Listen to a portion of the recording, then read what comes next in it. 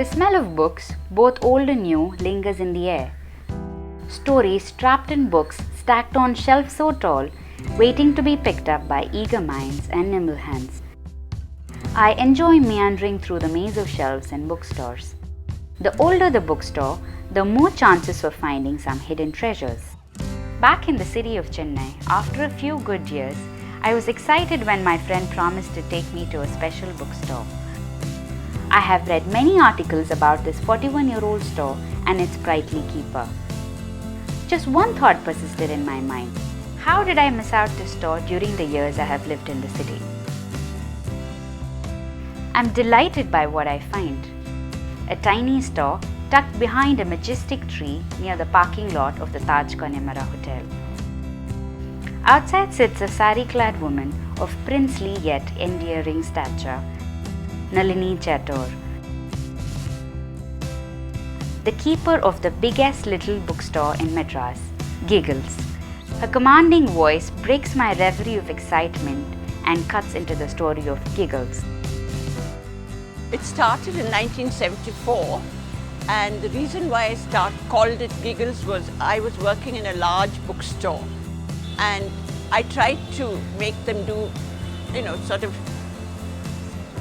get interesting books and arrange it the way I wanted it, but they were not willing to do it. So a friend of mine walked in one day and said, "Why are you breaking your head making them do such things? Start your own." So I said, just for a giggle, I'll start. So that's how the name came around. Still in awe of finding a bookstore outside the 5-star facility of the hotel, Nalini is quick to catch my bewilderment and goes on to narrate her journey to Giggles. I was negotiating on behalf of that bookshop for a bookshop in Connemara, which was trying to become a 4-star hotel at that time. So the managing director asked me, "What are you going to do, Nalini?" So I said, "Start a bookshop. Have you found a place?" I said, "No." That very evening he called me and said, "Nalini, the bookshop at Connemara is yours." So that's how I got Giggles. Looking at the titles piled next to her, the variety catches my eye. With an air of aplomb, she takes pride in her collection of books.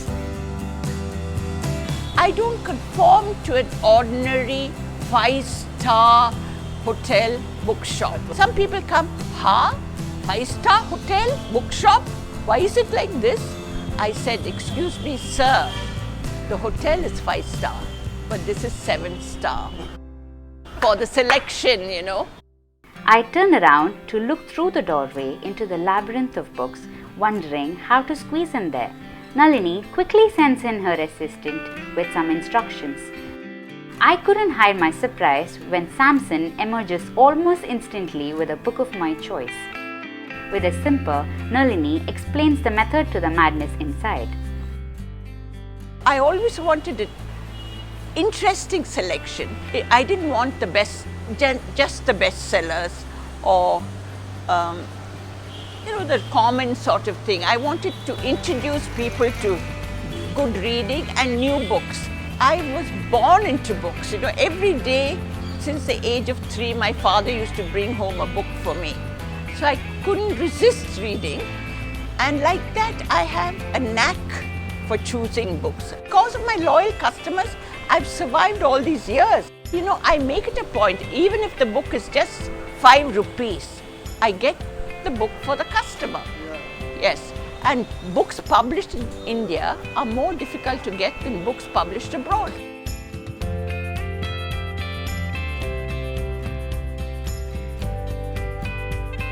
Now I understand why Giggles is a haunt of the book lovers and literati of the city. People are drawn to the store not just for books, but also for her knowledge of books. She readily offers her invaluable friendship to her customers. I had many authors walk in, like Naipaul and of course Satyajit Ray. Geeta has written about it, and the New York journalist has written about it, Satyajit Ray, who congratulated me on my selection. I catch the sparkle in her eyes as she recollects her encounter with illustrious visitors to her store like V.S. Naipaul, Ramachandra Guha, Jan Morris, William Golding, Amit Chaudhary, and Amitav Ghosh. Her business model has astounded many business schools as well. It is really a miracle. Really a miracle, because financially, I don't know where the money came from, but I was always happy to give people tea, take them for lunch and everything, and still pay for the books. So I feel if you have a very good selection, people will automatically come. The word of mouth has been my advertisement. I haven't advertised at all. I haven't wasted money on advertisements. So that is the way Giggles grew and grew and grew, but remained small. So that's why I call it the biggest little bookshop in selection, not in size. You might find 10% of this in other bookshops, others you won't find. Because I get it, I order it, it takes 3 months to come from England or New York to Delhi, and then from Delhi to Madras, from Madras office to Giggles.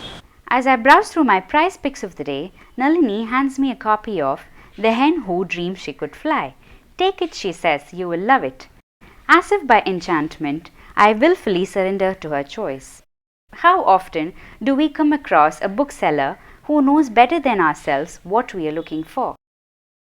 If you have a passion for anything, it'll keep you going. You see, I have a lot of enthusiasm, and enthusiasm produces the energy, and the energy produces the passion. That's a sweet formula, I think. Nalini regales me with more tales of her journey, including its rough ride at many points. In 1993, Nalini had to shift Giggles to the 100 square feet room near the parking lot following differences with the hotel management. Last year, Giggles faced the brunt of nature as the floods wreaked havoc in the city. 6:30 in the morning, December 2nd, I get a call, and morning calls at that hour are not to be very nice, So Connemara Hotel, madam, we have some bad news for you. I said, what is it? Well, your bookshop is full of water. So I just thought to myself, is it the beginning of the end, for Giggles? 3 days later, he was able to get into Connemara Hotel, and he came here, peeped, and you know what he said? Amma, the people on your door have helped you a lot. And who are on my door? Satya Sai Baba, Ramana Maharshi, Vishnu, Sachin Tendulkar. The receding waters presented her with new challenges. The heritage building of Taj Connemara announced its decision to renovate, leaving Nalini with little time to reduce stock and look for a safe home for Giggles.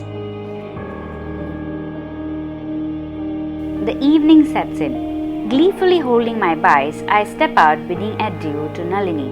I feel ecstatic, spending my evening in Giggles. She too calls it a day and is getting ready to leave.